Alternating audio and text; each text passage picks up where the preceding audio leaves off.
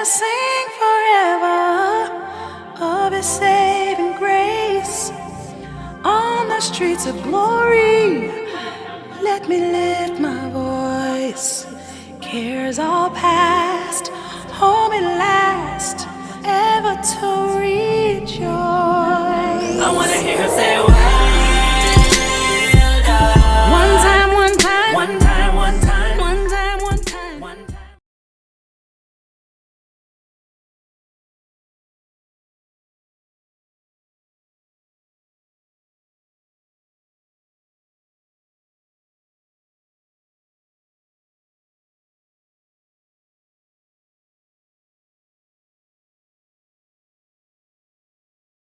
Let's get right into it. Today we're going to talk about 7 beginner mistakes.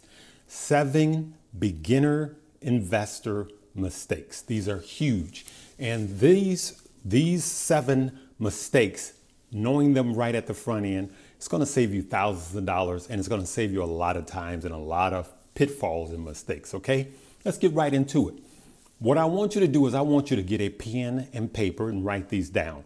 Normally I would just list them out for you, but it's something about writing it down that helps you to remember. And I keep my pad. I still have a pad of 20 years ago when I would start writing down my disciplines. Okay, let's get into number 1.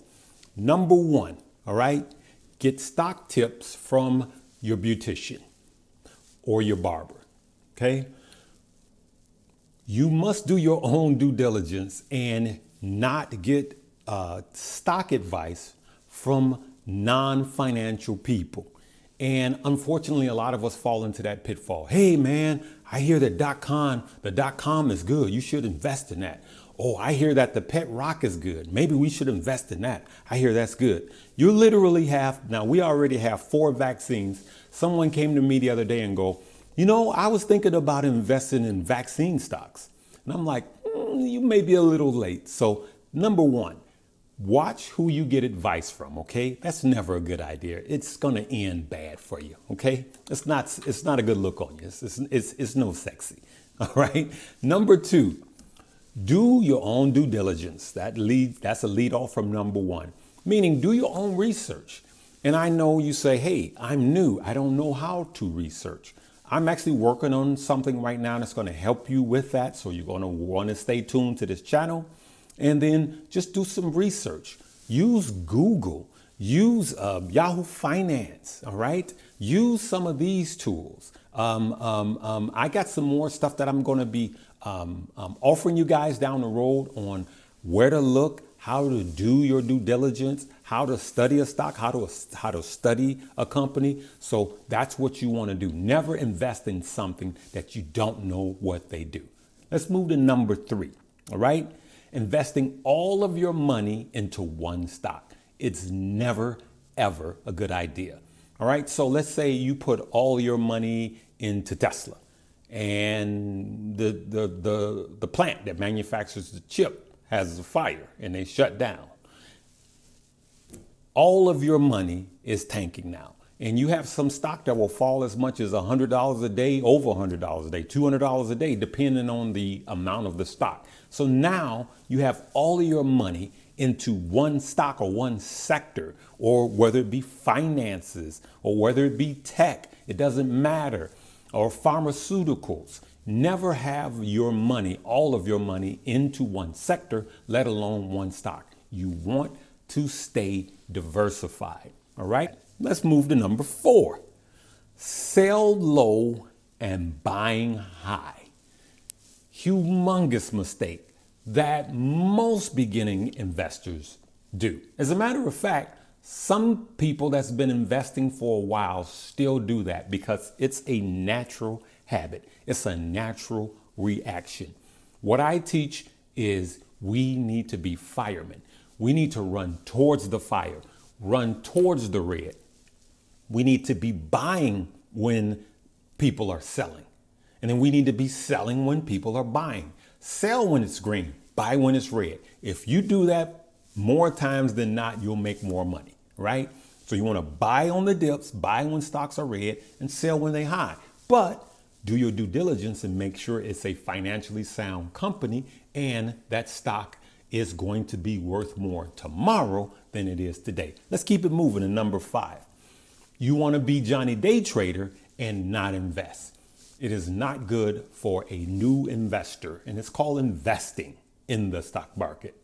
Okay, that's what it's called. So, for instance, you just want to come, you want to put $100 in, you want to make $1 million tomorrow, and you're going to lose that 100.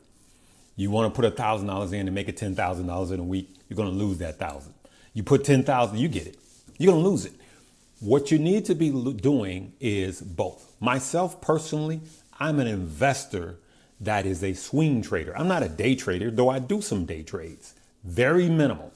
I'm a swing trader, but I'm an investor that swing trades and not the other way around. Because my long-term investments are going to make me far more money than my swing trading is. And it's going to be more stable and steady money. All right. There's something called parabolic moves. It's like steps, right? It just goes up and up and up. And so that's why I don't get scared when they dip. They're going up because down here it's higher than when it started here. And so there's stock that I've been buying here recently that I'm not thinking about selling until a minimum of 5 years. And so I urge you guys to do the same. Let's keep it going. All right. Let's go to number 6, panic selling and FOMO. Panic selling and FOMO, right? So what that means is when it goes red, you see you bought a stock at $10, now it dropped down to $7. You're like, oh my God, I got to sell. It's not the time to sell. And then what happens is you see that and then you lock in your losses when you sell. That's panic selling. All right. Nothing fundamentally happened to the company. It's still fundamentally sound, but you just saw the red and you panicked and you ran, right? Then the opposite of that, FOMO. Let's take GameStop, for instance. A few weeks ago, GameStop was down and there was no volume. Then GameStop ran up high again and everybody started buying. And they should have been doing the polar opposite. Then, of course, it fell down and a lot of people lost their money. People were going to the bank, getting bank loans and putting it in on GameStop at the high. And then it fell and a lot of people got bankrupt themselves. All right. So don't have FOMO, FOMO, fear of missing out, and don't panic sell. As a matter of fact, a lot of times when stock fall, you should be doubling down instead of panic selling. All right. Let's move to number 7. All right. Investing in a stock without an exit strategy. You should have an exit strategy the day you buy a stock within reason. Now, sometimes it changes. Sometimes things change. You have some good news or you have some bad news. When you see bad news coming, you might want to cut out quicker than or exit sooner than you thought you would. Or you see a stock going up and you said, hey, I'm up 70%. I'm going to pop it right here. And they come out with some great news that's going to run it up higher. Then you have room to expand your profits. Understand what I'm saying? So, but you should have an exit strategy. And as a matter of fact, here's another hint. The lower the cap stock, meaning if it's a $100 stock, that's a high cap stock. But if it's a $5 stock, that's a low cap stock, and it's more volatile, right? It's actually technically a penny stock. But then there are penny stock that are worth literally pennies, under $1. Those are the most volatile stock. And you want to make your profit margin smaller on that. And soon as you make your profits on that, you cut and you run, because most penny stock go up and then they crash. So you want to take your money and run. So let's go over it again, just in case I missed one. All right. Number 1, get stock tips from your hairdresser or your barber. Number 2, you don't do your own due diligence, meaning you don't study. Number 3, investing all your money into one stock. Number 4, selling low and buying high instead of buying low and selling high. Number 5, you're trying to day trade only and do no investing, meaning you're not thinking about financial freedom. You're not thinking about generational wealth. You just want to get rich. I'd rather be wealthy, you be rich, right? Number 6, panic selling when things go wrong, all right? Never do that. And 6.5 is FOMO, fear of missing out. Don't chase a bull, because a bull will turn around and mow you down, all right? Bears make money, bulls make money, hogs are fit to slaughter, all right? And then number 7, you don't have an exit strategy when you buy the stock, okay?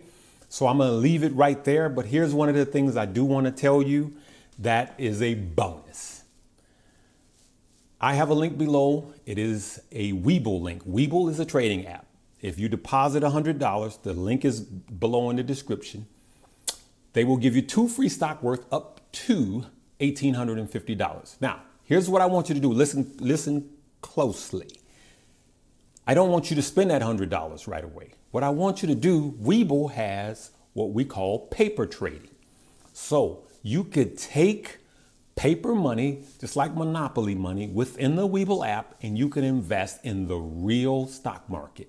So you're not gambling with your money, because that's what you're doing when you're new.